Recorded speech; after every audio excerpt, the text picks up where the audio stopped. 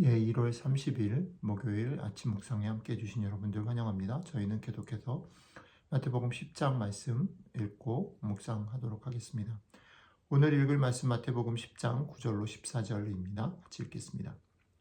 너희 전대에 금이나 은이나 동을 가지지 말고 여행을 위하여 배낭이나 두벌옷이나 신이나 지팡이를 가지지 말라. 이는 일꾼이 자기의 먹을 것 받는 것이 마땅함이라.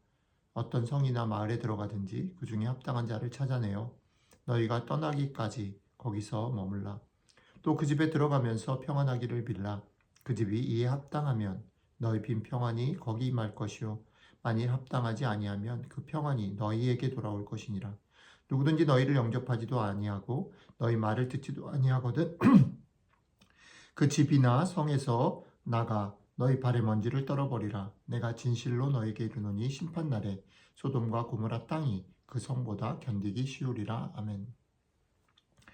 저희는 월요일 아침에 주님께서 왜 제자들을 세우고 파송하셨는지에 대한 직접적인 동기가 되는 부분, 주님이 이 땅 가운데 오셔서 병도 고치고 복음도 전하시고 가르치시고 귀신을 쫓아내시는 그런 사역들을 하시는 때에 그에게 다가온 그 무리들을 보시면서 그 무리들이 열심히 하지만 기진하여서 열매를 맺지 못하는 모습들을 보며 안타까워하신 그것이 계기가 돼서 제자들을 모으기 시작했다, 부르기 시작했다.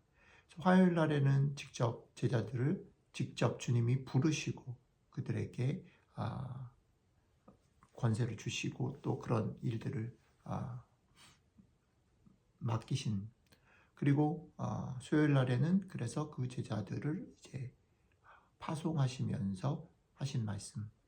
첫 번째 말씀은 그거죠. 거저 받았으니 거저 주라. 그래서 이제 오늘은 이제 구체적인 이제 파송을 하시면서 구체적인 지침, 첫 번째 것이 전달이 되었습니다. 근데 당황스러운 게 뭐냐면 첫 번째 지침이 뭐냐면 이런 거죠. 너희가 한 벌 옷, 두 벌 옷이나 신이나 지팡이를 가지지 말라는 거죠. 두 벌 옷이나 신이나 지팡이를 가지지 말고 배낭도 가지지 말고. 자, 그래서 이 말씀을 보면서 우리는 또 오랫동안 확신을 가진 오해를 한다라는 거죠. 그리스도인이라면 마땅히 검소하게 살아야 하고 그리스도인이라면 마땅히 어떻게 단순한 삶을 살아야 한다라고 생각을 해버리는 거예요. 이게 일정 부분 맞습니다. 결론적으로 그리스도인이라면 이 땅 가운데서 검소한 삶, 단순한 삶을 추구하는 것이 맞죠.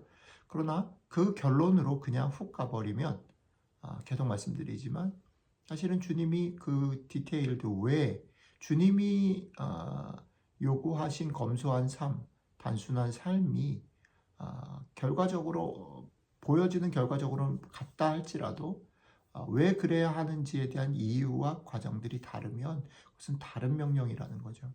그래서 오늘 이 말씀들, 주님이 어떤 맥락에서 이런 얘기를 했는지를 꼼꼼히 좀 들여다보는 일은 우리에게 되게 중요하다라는 것입니다.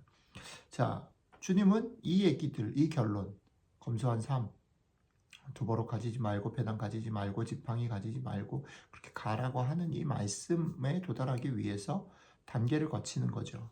왜 그렇게 해야 하는가? 첫 번째 단계는 이거죠.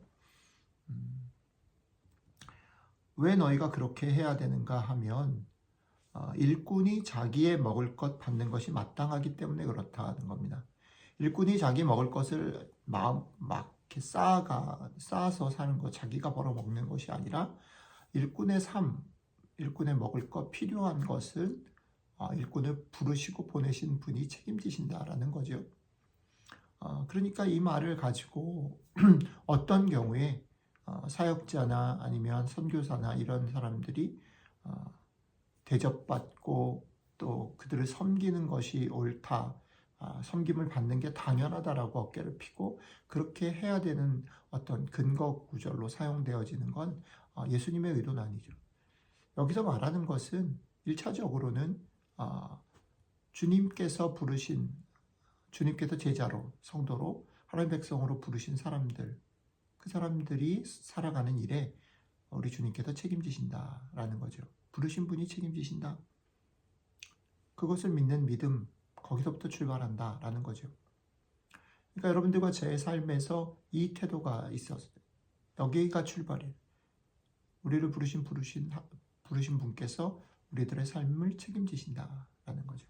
이것은 사실 산상수훈 앞부분에서 우리가 쭉 묵상해 왔던 것, 염려에 대해서 묵상했던 것, 먼저 그의 나라와 그의 의를 구하는 것에서 묵상했던 것과 맥을 같이 하는 거예요.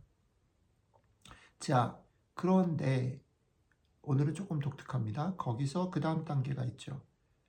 그런데 주님께서 어떻게 그 일들을 이루시냐면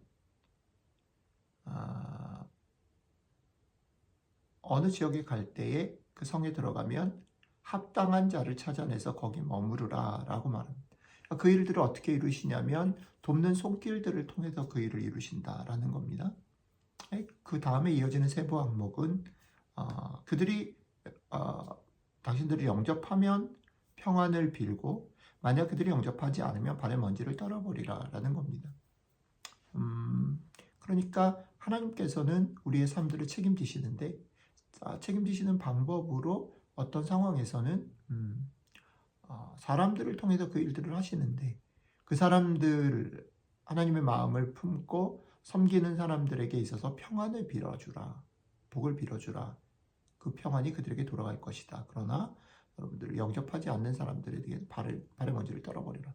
그냥 무시하고 나오면 된다.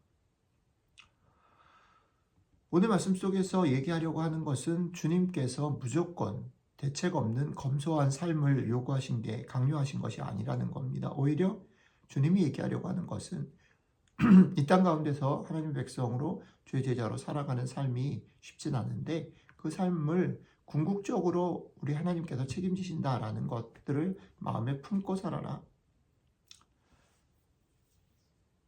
그리고 그것이 어떤 방법으로 이루어지냐면 이웃을 통해서 이루어진다. 그러니 이런 적용들을 좀 해보면 좋을 것 같습니다. 여러분들이 베푸는 이웃이 될 수도 있고요. 여러분들이 섬김을 받는 이웃이 될 수도 있습니다. 여러분들이 베푸는 이웃이 될 때에 어떤 태도를 가져야 합니까? 그것이 내 것을 나눠주는 것이 아니고 어떻게 해요? 하나님께서 베푸신 은혜를 흘려내리는 거예요.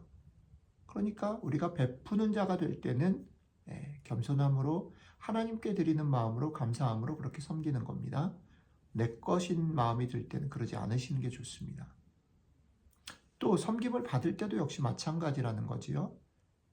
그렇게 섬기는 사람에 대해서 복을 빌고 감사하는 마음 좋습니다. 그러나 그것에 매이면 안 됩니다. 그것은 하나님의 것입니다. 하나님께서 그 사람을 통해서 우리를 섬기도록 하신 것이요. 그러니까 그것에 매이거나 비굴하거나 주눅이 들면 안 돼요. 당당하게 그것을 받고 섬김을 받고 또 그 섬기는 사람을 하나님께 올려드리고 축복하는 거죠. 이것이 오늘 주시는 말씀을 우리가 담아야 될 되게 중요한 내용입니다.